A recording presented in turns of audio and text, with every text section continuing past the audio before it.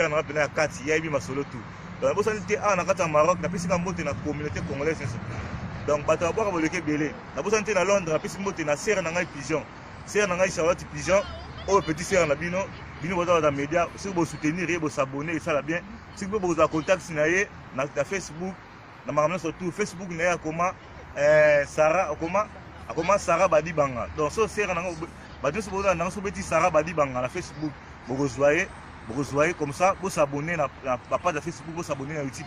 En plus, vous s'abonnez à YouTube. Vous cliquez, vous moi j'aime, moi je commentaire l'émission et ça la bien. Vous allez vous abonner à la vie pour aider bango botika bangote. Donc, c'est un Pigeon à Londres. Il y a Ibrahim Nzambe à Nyonso. Émission peut s'attendre, site peut s'attendre à Londres.